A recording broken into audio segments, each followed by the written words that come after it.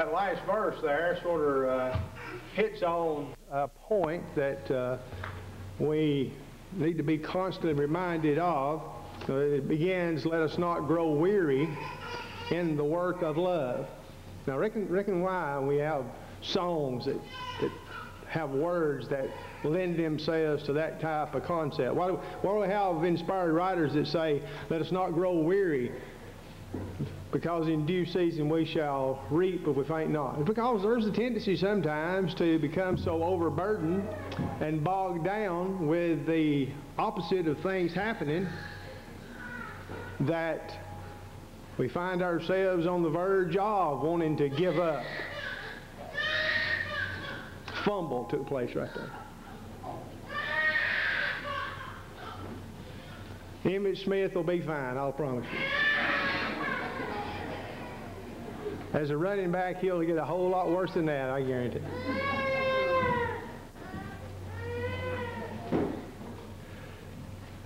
But of course it is a tendency upon our part, if you pay attention to the world in which we live, that from time to time we are guilty oftentimes of overblowing the difficulties, and when there are good things that happen, we oftentimes overlook them. That's just human nature. It's not acceptable, it's not justified in any way, shape, or form, but oftentimes we're guilty of doing that. And if you haven't noticed lately, then maybe this past week has let you in upon a very well-kept secret, and that is the country in which we live, the United States of America, is not flawless.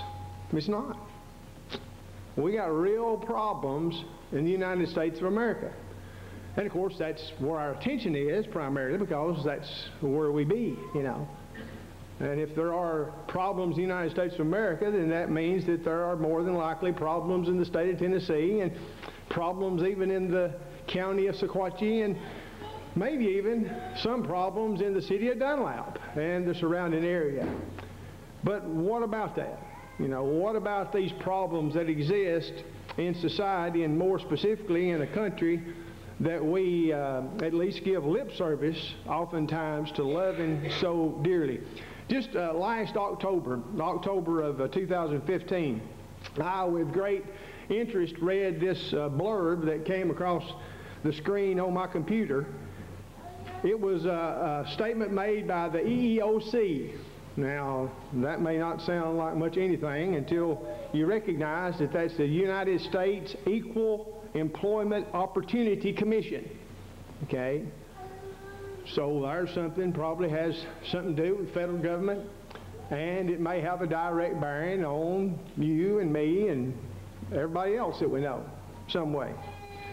Well, here was the statement, and I quote, "The EEOC is proud to support the rights of workers to equal treatment in the workplace without having to sacrifice their religious beliefs or practices." And that's a statement made by the general counsel, which is another way of saying a high-powered, fancy lawyer by the name of David Lopez. And then he went on to say, "This is a fundamental right to the American principles of religious freedom and tolerance." Now, outside of a context, man, that's what I want to hear. That's what I dare say that most of us want to hear. But then, when you realize why the blurb found its way into the internet, then he identifies the case he has in mind here and what he's referring to. And this particular case involved a Illinois trucking company. It's actually called Star Transport, and they had fired a couple of Muslim drivers, a Mahad Abbas Muhammad and an Abdikarim Hassan Bulsari, and they were both from Somalia, and they had been fired because they refused to make beer truck deliveries. This is a company that sells beer exclusively. And they refused to deliver the beer. And they said they couldn't do that. They couldn't do that because of their adherence to Islamic law. And of course, according to, at least some brands of Muslim law, then not only can you not have any contact with it, you can't drink it either one, you know. And the EEOC in this particular blurb argued that the company could have easily reassigned these drivers to another position. Right? Give them an office job, you know, or something like that, I guess. And so instead of fighting the lawsuit brought upon this company by the federal government, the jury went ahead and awarded them $121,000 each for that, which caused Mr. Blusari to say, "This case makes me proud to be an American." I guess so. I guess so. He's proud. Now we find out just this past week that another Muslim who was working at a Costco in Brooklyn, New York, he's suing. He was a cashier, and according to Muslims, pork is vile.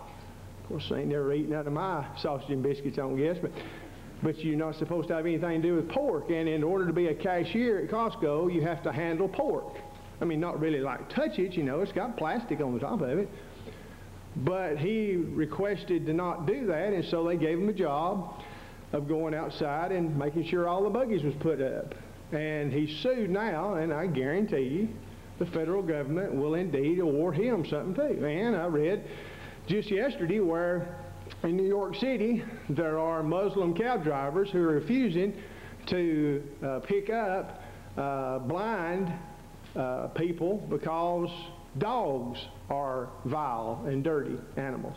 And so if you're blind in New York, then you forget about a Muslim, and they'll probably sue to have that right. Now, at the same time all this is happening, you know, we would sure like to see some fairness across the board. And then lo and behold, just last week I found out that in the great state of Mississippi, who actually had passed a law recently, and in that law they were allowing for individuals in the state of Mississippi to not have to violate their conscience, their religious freedoms, and for the protection of them, they would not have to provide various services if it was against their conscience to promote abortion or LBGT community or anything like that, in which they would have to assist or support or go along with it. And that law, of course, was supposed to go into effect in July, 1st of July. And the federal court came in and struck it down. So now in Mississippi, if you are opposed as a Christian pharmacist to an abortion drug, you have to dispense the abortion drug, even though there's a Walgreens right across the road where they go. No, you have to keep it on your shelf so they will not be inconvenienced and have to go next door to Walgreens. You, as a Christian pharmacist, have to dispense that drug. Does it appear that maybe there's a lack of fairness here, a lack of being a level ground here, a double standard almost? That's what it seems like to me. And while it is the case, obviously, that here is something terribly, terribly wrong, friends, I'm just here to tell you that there never has been and there never will be a country that is flawless. It's not ever going to be that way. There never has been in the history of mankind, even before there was some of these things that had to be dealt with on a regular basis, but there's never been, because countries are comprised of human beings. And whenever you have human beings, even on their good days, there are going to be wholesale, almost it seems, deficiencies in the decisions that they make. Now, don't get me wrong. I am convinced the United States of America is the very best possible place to live. We are a representative democracy, which means if decisions are made from the highest to the lowest level, ultimately it is our fault if they are rotten, because we have a hand in who is serving in the capacity of leading this country politically. Our country is blessed with all types of natural resources. There are very, very many smart people that the world is dependent upon to stay smart in our country. And this is, more than anything else, a nation that needs to be where it is in our society because of its freedom. But in order for this country to be in the position that it is, and as we made mention of and observed this past Monday on the 4th of July, which is circled on most calendars and is referred to as Independence Day, somebody, and a whole lot of somebodies, gave a whole lot so that we might be able to assemble together peacefully here today. You know, some people look upon the 4th of July as being simply a day to eat like a hog and shoot a bunch of fireworks.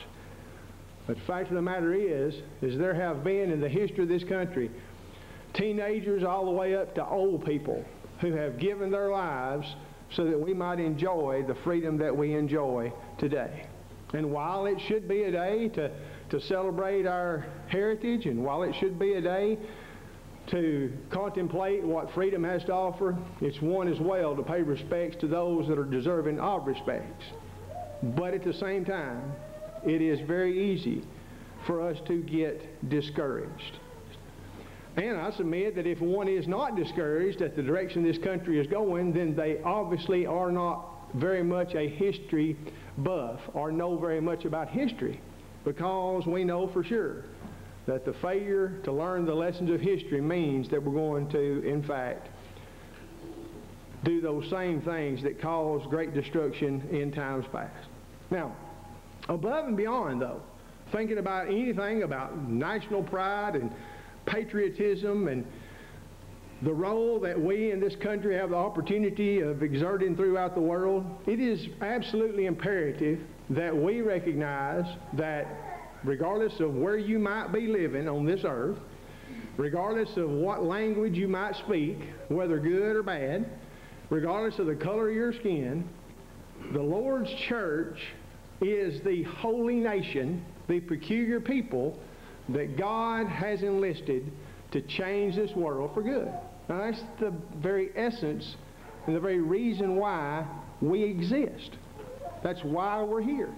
A few minutes ago in our devotional reading from 1 Peter chapter 2, when you read concerning this group of people, it's almost as if they live in another world. It's almost as if they live somewhere far removed from here, because the characteristics that they are called upon to exhibit and the way that they must exhibit these qualities as living creatures bring an honor and glory unto the God who's blessed with them with life and all that's good. That is real freedom, the freedom that we have in Jesus Christ of all things. Now, some today in our world obviously don't have that mindset. You know, even some of our own brethren don't have that mindset. And the true freedom, that freedom from sin and the consequences of sin, the freedom from the fear of death and the associated hell that goes along when sins are not taken care of, is not a motivating factor in the lives of very many people. Maybe that explains some of the things that we've observed on our television screens the last few days. They're clueless as to what genuine freedom is supposed to be. Who is, in the final analysis, who do you think is deserving of honor, respect, and glory in the face of the wonderful privileges that are ours because of what transpired on Calvary's tree nearly 2,000 years ago? Well, it's certainly not me, nor is it a president of the United States, nor is it a Congress, nor any politician, but the God of heaven is He and the only one who is deserving of that respect. So when you see passages like stand fast in the liberty with which Christ has made you free, then that's exactly what we need to do. We know that we have been, in fact, bought with a price, and the price that was paid for our sins is the blood of the sinless, perfect Son of God. That's a costly price to pay for our freedom, for sure. When a person obeys the gospel, they stand justified before God, not because of anything great on their part, but because God initiated an opportunity for them through His gospel and through His blood. And we're going to be singing about it, as a matter of fact, in our invitation song here in a few minutes. The power, the real power for freedom is in the blood of Jesus Christ.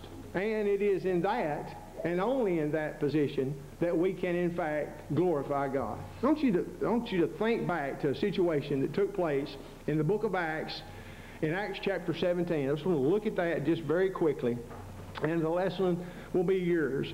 As we think about our motivation in light of the example of the proper motivation that was exhibited by Paul on this occasion in Acts chapter 17, beginning at verse 16. And you recall the situation that took place prior to Paul arriving at Athens. He's had to run for his life from Thessalonica. He's gone to Berea. The Bereans were more noble than they in Thessalonica. They received the word with all readiness of mind. They searched the Scriptures daily whether those things were so. He makes his way to Athens, but he leaves his traveling companions, like Luke and like Timothy, behind, and they're going to catch up to him. And then when he gets to Athens, the cultural and the educational center of the world, when he gets to Athens, it's almost as if he's planning on taking a break, you know. He's going to kick back for a little while, catch his breath, and then go full speed ahead like he's been doing in all these other cities. But when he gets into the city of Athens, and he looks out over the city of Athens, and he sees the whole city given to idolatry, the text says his spirit was stirred within him. Now, I've quoted that, you know, and I've made points about the way Paul thought about that situation at Athens there. But what does that mean, that his spirit was stirred within him? Now, here's one of the things that, you know, that I've usually said. It had to be something like this, you know. He looks at this city of highly intelligent people. Comparatively speaking to everybody else in the world at that day, these were smart people. I mean, they had education. They probably had kindergarten all the way through. I mean, they had something comparable to a college education, at least, you know, a 2 years associated degree in the city of Athens. All the great teachers that come through Athens, everybody had the opportunity to sit at the feet of all the great philosophers in Athens. And as far as art was concerned, man, they had stuff you go around and look at and say, oh, isn't that pretty? Oh, all that stuff. And in spite of the fact that there was this high degree of sophistication as it relates to the created world and the things that people can think about and consider themselves educated, they were given wholly to idolatry. Does that sound sort of like a contradiction here? You got smart people bowing down to chunks of granite that they've carved with their own hands. You got highly intelligent people who are bowing down to chunks of wood that the other part of the wood was burnt in the fire so they could have a weenie roast, and then with what's left they've carved ears and a mouth and a nose on it, and now they're praying to it? Smart people? What was it about that whole situation that so bothered Paul inwardly that it changed his rest and relaxation until the rest of his buddies caught up to him, and he commences at that very moment to preach? What was it? What was it? What would your motivation be in the face of that? What is our motivation in the face of abject, maybe not chunks of granite and chunks of wood, but the idolatry that literally plagues our society? What is our motivation in the face of that? Let me tell you something. It's not this. It's not, you know, if we let this kind of stuff go on, what kind of world is our kids and grandkids going to have? Now, that's going to have a big contributing factor for sure. For sure. But that wasn't Paul's motivation. Paul didn't say, listen, you bunch of numbskulls, you got about as much sense in your head as some of these blocks of wood here that you're bound. He didn't do that. As a matter of fact, he actually tried and did a pretty good job of reasoning with them. Yeah, the way Paul starts off his discussion with these philosophers in Athens is a whole lot different than probably I would have done it. I'd have been tempted to say, you bunch of knuckleheads, what in the world? You're smarter than this. That's not what he did. And also, he did not jump out into the future and say, don't you know what kind of kids you're raising in this idolatrous culture? He didn't do that either. You see, the very thing that somebody says, well, what was his motivation? And how can we know what his motivation is? We can know what his motivation is by what he said. As a matter of fact, we're limited to that. And what Paul's motivation was, and what our motivation must be too, is that what he saw with his very own eyes at Athens was a direct affront to the one God of glory. God can't be glorified in chunks of wood or even in highly elaborate pieces of clay or granite or anything else like that. The very idea that you would take a concept of the God who created this world and sustains us this very hour and ascribe it to a piece of something, God's not like that. God is the very opposite of glorified in people's minds. If they think that will suffice, we've taken care even of that God that we might have missed with this little inscription to the unknown God. That's not it.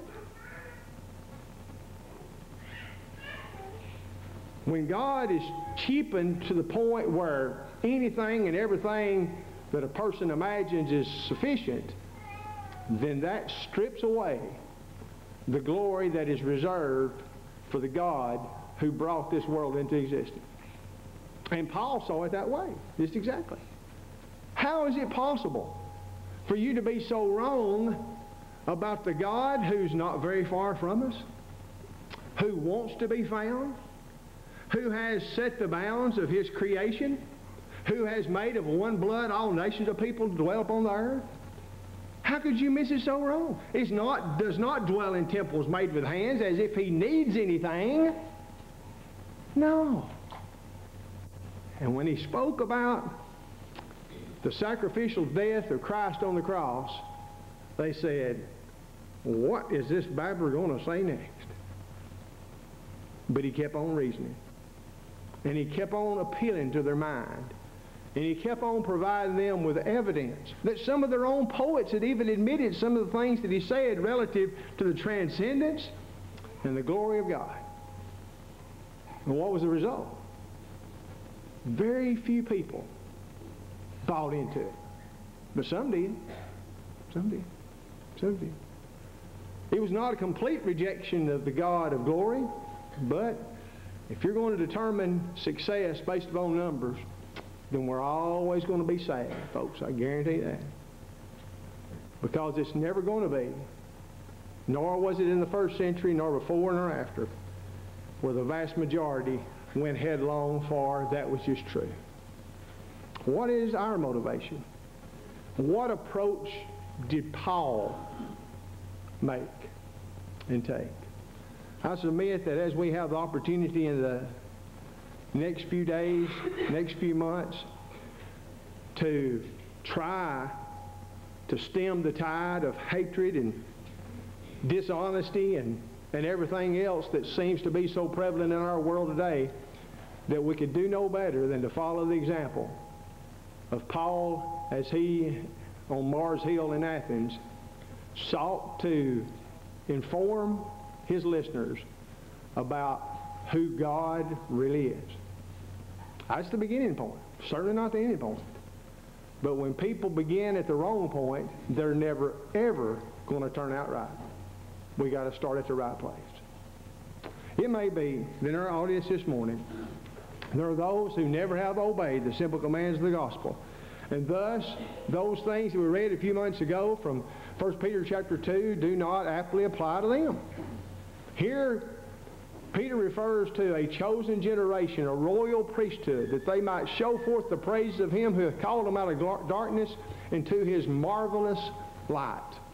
Are you a part of this body of people described with these descriptive terms in 1 Peter chapter 2 at verse 5? Lively stones, living stones, contributing members to the stature which is the church, the called out people by the gospel, If not, then you can remedy that situation today and become a child of God. You can be baptized into Christ as a penitent, believing confessor for the forgiveness of your sins with the full assurance the Lord will add you to His church just as He had since Pentecost Day in Acts chapter 2. And will continue to, as long as this world continues to stand.